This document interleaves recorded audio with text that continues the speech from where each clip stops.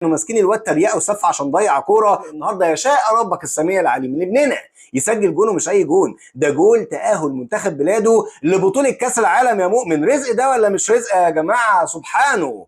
تعالوا بينا نعرف كل التفاصيل.